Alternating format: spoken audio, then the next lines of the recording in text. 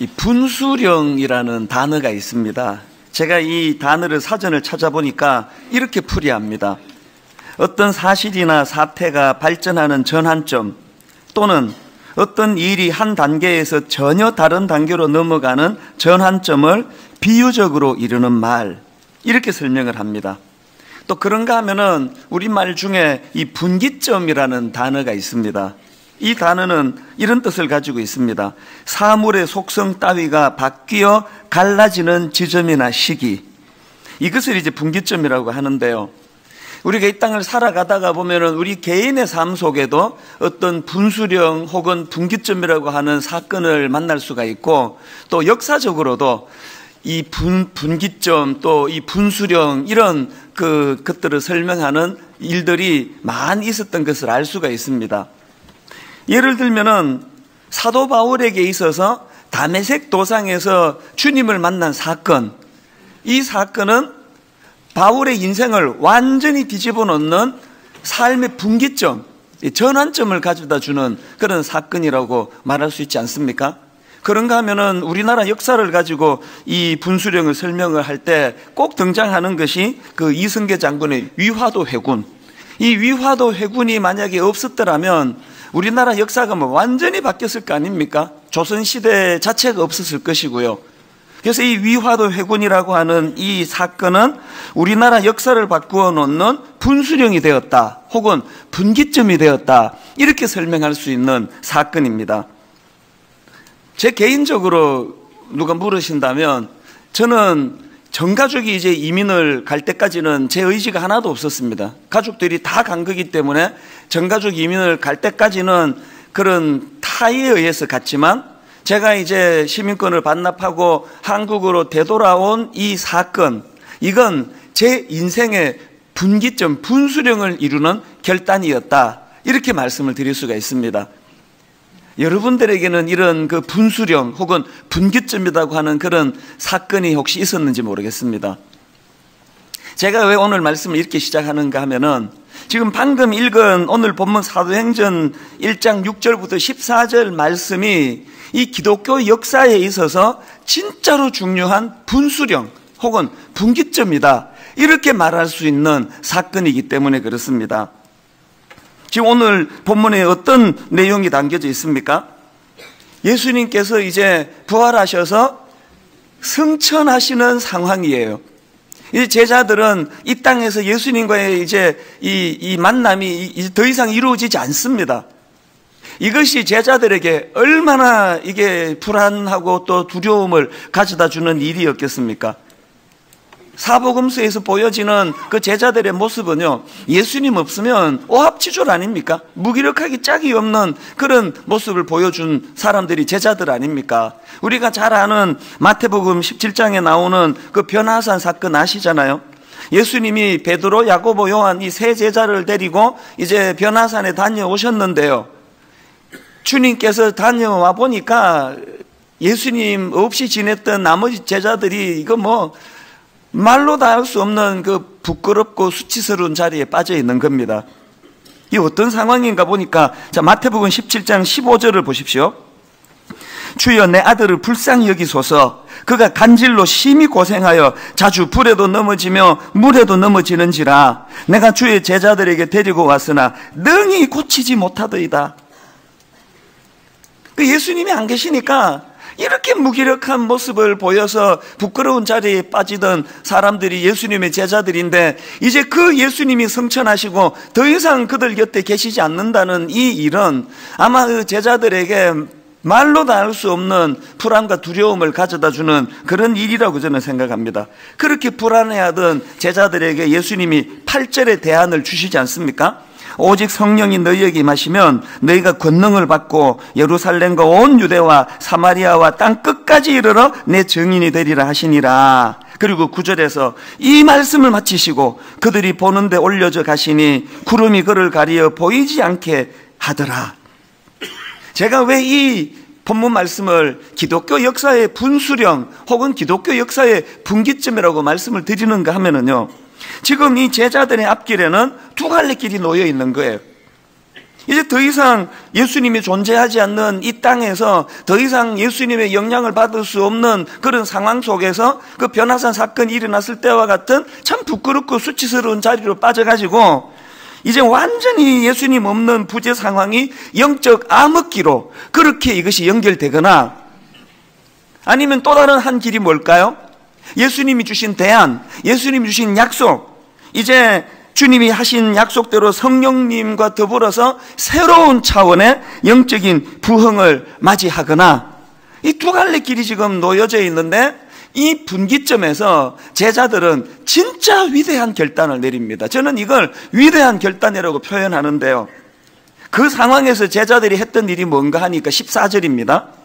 여자들과 예수의 어머니 마리아와 예수의 아우들과 더불어 마음을 같이하여 그 다음에 오로지 기도에 힘쓰더라. 저는 여러분 이 한 표현이요, 오로지 기도에 힘쓰더라, 그 상황에서 제자들이 보여주었던 이 한마디가 기독교 역사를 바꾸어 놓았다고 저는 생각을 합니다. 왜 그러냐 하니까 이 14절에서 보여준 오로지 기도에 힘쓰더라는 이 한 표현이 이것이 초대교회 태동의 모체가 되었고요, 그리고 이것이 이제 이후에 성령님의 강한 역사와 초대교회 부흥으로 연결되는 시발점이 된 거예요. 초점이 된 거예요. 그리고 이 사도행전을 가만히 들여다보면은 그 사도행전에 나오는 이 초대교회는 늘 이제 위기가 찾아오면 여기에 있는 이 정신, 오로지 기도에 힘쓰더라, 이 정신을 가지고 위기를 넘기고, 또 순탄하게 가다가 또 문제가 찾아오면 오로지 기도에 힘쓰더라, 이 기도로 위기를 넘기고, 이것이 계속 반복되는 그게 사도행전이에요.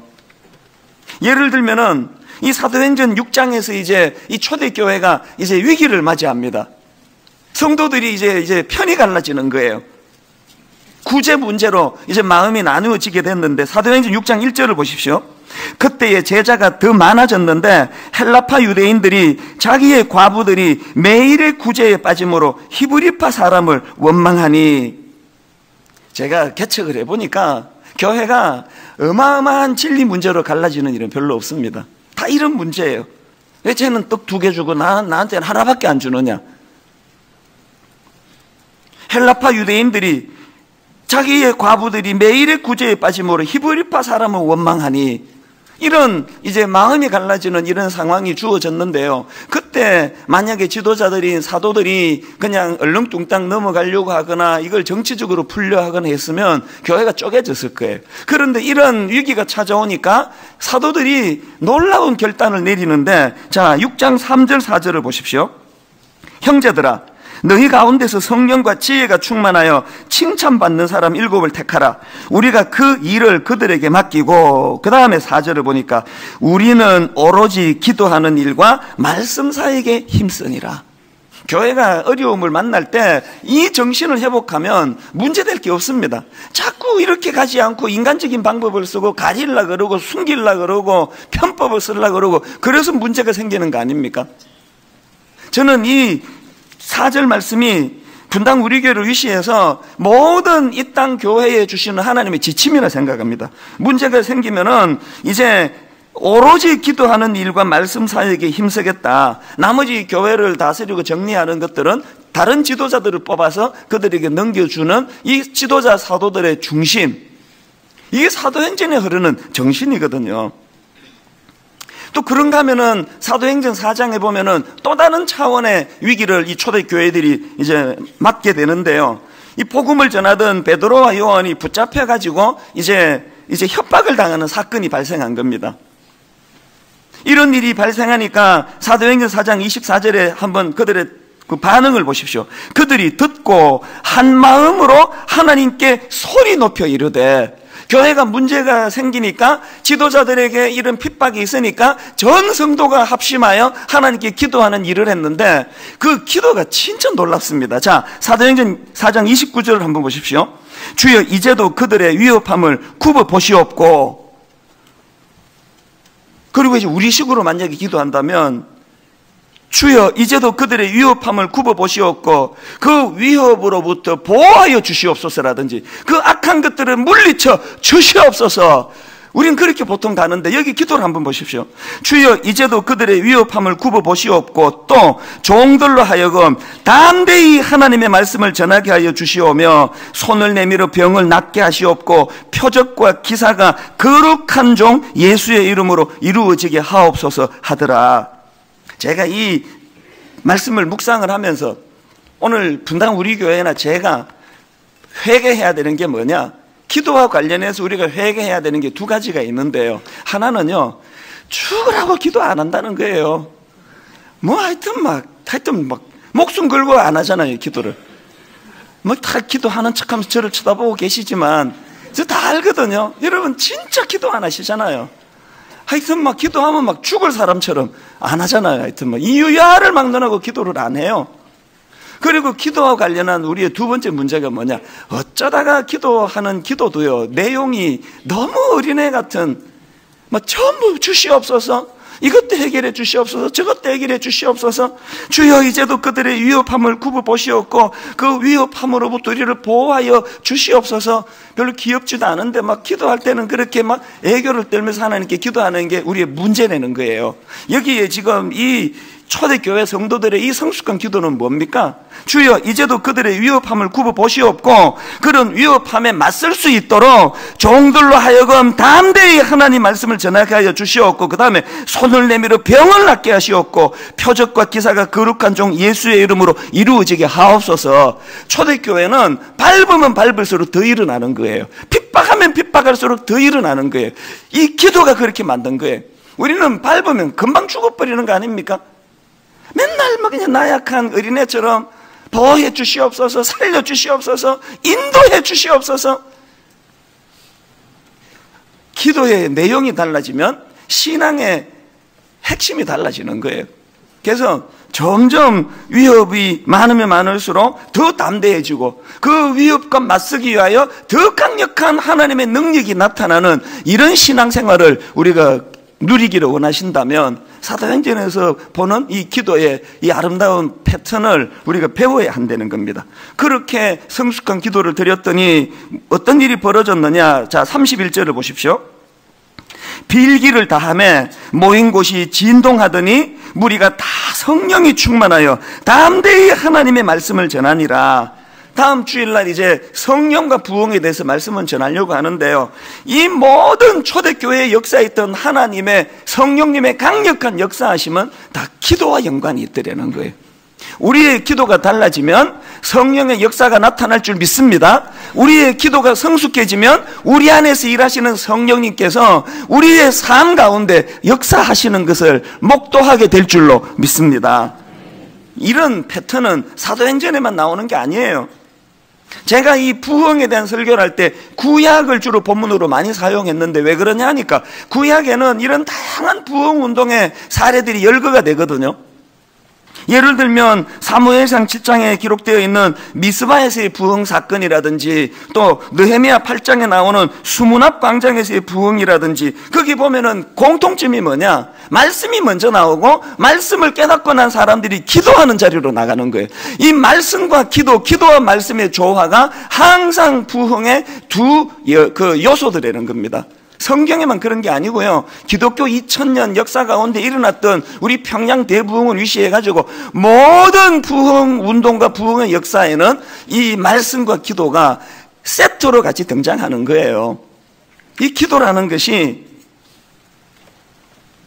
이걸 인간적인 관점으로는 기도해서 부흥이 일어났다 이렇게 말씀드릴 수 있지만 이걸 하나님의 관점으로 동전의 양면처럼 뒤집어 말씀을 드리자면 하나님께서는요 우리 인생이나 우리 역사나 할 것 없이 우리 삶의 중요한 분수령 혹은 우리 인생의 분기점을 가져다주는 사건을 맞닥뜨리게 할 때 주님은 꼭 기도하게 하십니다.